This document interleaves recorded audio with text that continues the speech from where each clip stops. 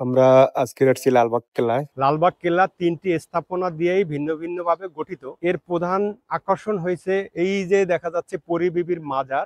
মোগল সম্রাট শায়েস্তা খানের কন্যা ছিল পরী বিবি, এবং এইখানেই এই যে গোসলখানার ব্যবস্থা আছে। এই গোসলখানা, এখানে মানুষরাও গোসল করতে পারে। এছাড়া আর একটা বিষয় আছে, সেটা হচ্ছে যে মসজিদটা নামাজ পড়ার জন্য তখনকার এই ৩ গম্বুজ বিশিষ্ট এবং চারপাশে 4টি আরো ছোট গম্বুজ, যেখানে ন্যাচারালি আলো প্রবেশ করতে পারে, এই জন্য গম্বুজগুলা দিয়ে তৈরি হতো তখনকার আমলের স্থাপনাগুলো। এবং এই যে আমরা যেখানটাতে দাঁড়িয়ে আছি, সুড়ঙ্গ পথটা মূলত এই যে পূর্ব দিকে, ভিডিওতে দেখতে পারতেছেন যে সুড়ঙ্গ পথের মুখ, এইখান থেকে নাকি দিল্লি পর্যন্ত যাওয়া যেত। মোগল হাম্মামখানা, হাম্মাম মূলত হয়েছে আরবি শব্দ, যার বাংলা শব্দ হয়েছে যে গোসলখানা। আর এটা সংরক্ষণ করা হয়েছে বাংলাদেশ পর্যটন এবং প্রত্নতাত্ত্বিক গবেষণা কেন্দ্র। এবং এখানে দেখেন সুন্দর এই যে সেই মোগল আমলের ওয়াল গুলো আছে। এটা হচ্ছে হাম্মামখানার মাঝখানের কক্ষটা। এরপরে ওই পাশে কিছু কক্ষ আছে, এই পাশে হচ্ছে পানির যে গভীর কুয়াটা আছে, সেটা এই ওয়ালটার ওই পাশে। এবং এইখানে বাথটব হিসাবে যে আপনারা গোসল করার জন্য ব্যবহার করতেন না, বর্তমান সময়ে যে বাথটব, তদুপরি ওইখানে যে স্টেপ বাই স্টেপ নেমে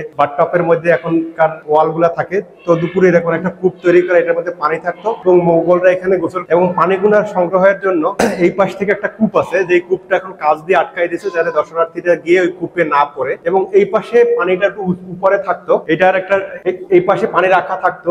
পানিটা বলা হয়তো যে পানির একটা অণু আছে, আর এটা পানিটা যদি স্থির থাকা হয় তাহলে পানিটার অণু স্থির থাকে, তখন তারা এটাকে শীতল পানি হিসেবে ব্যবহার করতো এখানকার পানি নিয়ে। এবং এছাড়াও একসাথে একাধিক মানুষ যাতে গোসল করতে পারে এর জন্য একাধিক এখানে কক্ষ আছে। এই পাশে একটা কক্ষ আছে। তদুপরিও এখানে কিন্তু কোনো ইলেকট্রিক লাইন নাই। দেখেন, আগেকার মোগল আমলে কিন্তু বিদ্যুৎ ছিল না। এই সব জায়গায় কূপ রাখা হতো। এই যে জায়গাগুলো তৈরি করা আছে, এই সব জায়গায় আলোর যে কূপ থাকে তো বা বাতির ব্যবস্থা ছিল, কিন্তু কোনো ইলেকট্রিক লাইন নেই। উপর থেকে ন্যাচারাল আলো আসতে ওই পাশেও তদুপরি এখানে এই যে আলোর ব্যবস্থার জন্য কূপ রাখার জায়গা আছে, এই পাশেও সেম ক্যাটাগরির গোসলের ব্যবস্থা আছে এবং পানির আউটলেট গুলো এখান থেকে বেরিয়ে যেত। একাধিক প্রথম বাংলাদেশের হাম্মামখানা, এটা বর্তমানে প্রত্নতাত্ত্বিক নিদর্শন স্বরূপ এটা তো গবেষণা কেন্দ্রেরা সংরক্ষণ করে এবং এটাকে একটা পর্যটন কেন্দ্র বানিয়েছে। এটা পুরান ঢাকাতে অবস্থিত।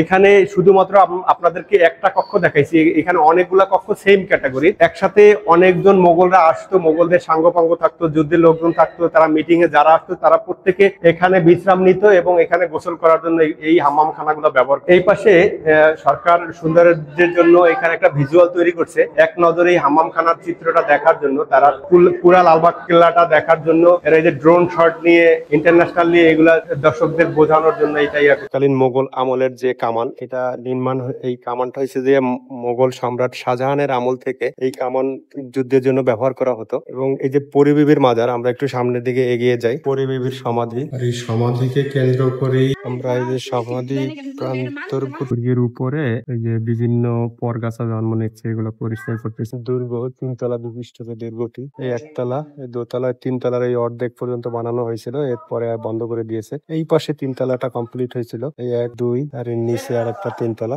এটা লালবাগ কেল্লা রয়েছে যে একটা দিঘির মতো ছিল, যেহেতু এখন এটা মোগল আমলের খনন করা। বর্তমান সময়ে এটার মধ্যে পানি না থাকার বিষয়ে আমি যে কারণ ধরি যে পানি লেয়ার, ঢাকা শহরে পানির লেয়ার নিচে নামে যাওয়াতে এটা অনেক গভীর হওয়াতেও আমরা যেখানে আছি এখান থেকে প্রায় 30 ফুট গভীর হবে ওই নিচের স্থানটা। এখান থেকে দেখেন আপনারা, এটা মূলত পানির ফোয়ারা ছিল, কিন্তু আপাতত এই সিস্টেমটা বন্ধ আছে। সূর্যের প্রখরতা বেড়ে গেছে সকালবেলা আজকের একদিনে ঢাকার সফরের। আমরা এখন যেখানে জায়গা দাঁড়ানো আছে, এখানে লেখাটা কি একটু পড়েন তো, পরে কমেন্টে বলেন। এটা হচ্ছে গোপন সুড়ঙ্গ পথ, কিন্তু গোপন সুড়ঙ্গতে এখন তালা মারা, এটাকে ঢালাই করে দেয়া হয়েছে। এটা গোপন সুড়ঙ্গ দিয়ে সে কোথায় যেত, তখনকার মোগলরা পালানোর জন্য, যুদ্ধ বাঁধার আগে নিজেদের জীবন সেভের জন্য সুড়ঙ্গ পথ মুখ ছিল এইখান থেকে। যদিও এখন এখানে পর্যটকদের প্রবেশ করা অনুমতি নাই, থাকলে আপনাদেরকে দেখাতাম।